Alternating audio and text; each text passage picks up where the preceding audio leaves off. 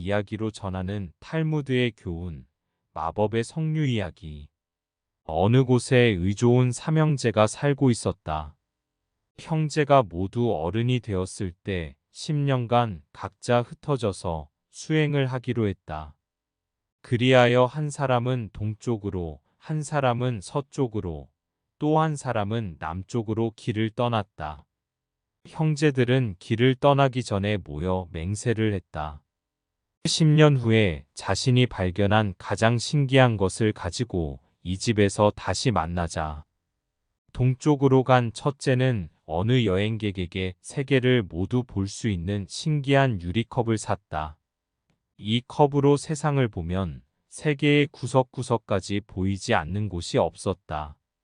맏형은 동생들이 어떤 물건을 가지고 올지 모르지만 자신의 컵이 세계 최고의 신기한 물건이 틀림없다고 믿었다. 서쪽으로 간 둘째는 어느 마을에서 융단 장수를 만났다. 둘째가 그에게 융단을 가리키며 얼마인지 묻자 신기하게도 융단이 꾸물꾸물 움직이기 시작했다. 둘째는 너무 놀라 융단 장수에게 물었다. 융단 밑에 쥐라도 들어 있습니까? 그러자 융단 장수가 코를 실룩거리며 이렇게 말했다. 절대 아닙니다. 이 융단은 살아 있습니다. 하늘 높이 날 수 있죠. 여기에 올라타면 어디든 새보다 빨리 날아갈 수 있습니다. 지금 사지 않으면 바로 팔려버릴 겁니다. 둘째는 하늘을 마음껏 날 수 있는 융단이야말로 세상에서 가장 신기한 물건이라 생각해서 거금을 주고 융단을 샀다. 그 역시 자신의 물건이 다른 형제들 것보다 빼어난 물건이리라 확신했다. 남쪽으로 간 막내는 어느 숲에 다다랐다. 한참 숲을 헤쳐나가자 한 그루의 석류나무가 서 있었다. 그런데 그 석류나무는 꽃을 잔뜩 피운 채 열매는 단 하나만 달려 있었고 더구나 그 열매는 새빨갛게 익어 있었다. 그는 이상하게 생각하며 열매를 따기 위해 손을 내밀었는데 신기하게도 열매가 저절로 손바닥에 툭 하고 떨어졌다. 그러더니 동시에 피어있던 꽃 하나가 갑자기 새빨간 석류 열매로 변하는 게 아닌가. 이것이야말로 세계에서 가장 신기한 것일 거야. 이 나무를 가지고 돌아가야겠다. 막내는 이 석류 열매야말로 세상에서 가장 신기한 것이라고 믿고 소중히 간직했다. 그리고 10년이 흘러 고향에 돌아온 삼형제는 각자 가지고 온 것을 자랑스럽게 내놓았다. 세계 구석까지 내다볼 수 있는 유리컵을 들여다보니 어느 나라의 공주님이 중병에 걸려 침대에 누워있는 모습을 비춰주고 있었다. 왕이 옆에서 한숨을 내쉬며 이렇게 말했다.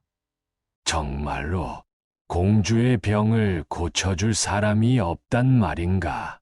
당장 의사를 찾지 못하면 우리 공주가 죽고 말 텐데. 이에 삼형제는 둘째가 가져온 마법의 융단을 타고 당장 공주에게 날아갔다. 그리고 막내가 석류를 먹으면 병이 깨끗이 나을 거라며 석류 열매를 반으로 잘라 공주에게 내밀었다. 한 입, 두 입 석류 열매를 먹은 공주는 곧이어 얼굴에 붉은 혈색이 돌았고 마침내 자리를 털고 일어났다. 이에 왕이 감격에 차서 삼형제에게 말했다.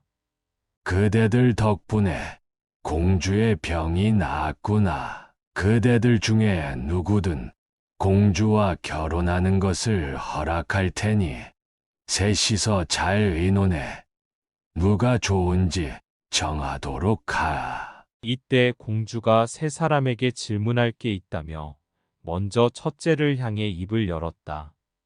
당신은 세상 구석구석이 보이는 유리컵으로 내가 중병을 앓고 있다는 걸 알아냈습니다. 그 유리컵은 지금도 원래 모양 그대로입니까? 맏형은 그렇다며 머리를 끄덕였다. 공주가 이번엔 둘째에게 물었다. 당신은 마법의 융단을 타고 제가 있는 곳으로 빨리 와주셨습니다. 그런데 그 융단은 지금도 하늘을 날 수 있습니까? 둘째는 그렇다며 머리를 끄덕였다. 공주가 마지막으로 막내에게 물었다. 당신은 제게 석류 열매를 먹게 하여 병을 낫게 하셨습니다. 그 석류의 열매는 이전과 다릅니까? 막내는 낭패라는 표정을 지으며 힘없이 대답했다. 공주님께 절반을 드렸기 때문에 지금은 나머지 절반밖에 남아있지 않습니다. 그러자 공주가 큰 소리로 말했다. 저는 이분과 결혼하겠습니다. 이분은 저를 위해 소중한 석류를 절반이나 기꺼이 내놓았기 때문입니다. 안녕하세요. 인생 나침반입니다. 이번 이야기의 교훈은 아무것도 잃지 않고 편하게 얻을 수 있는 것은 없다입니다. 영상 아래의 구독 버튼을 누르시면 영상 업로드 소식을 받을 수 있습니다. 오늘도 좋은 하루 되세요.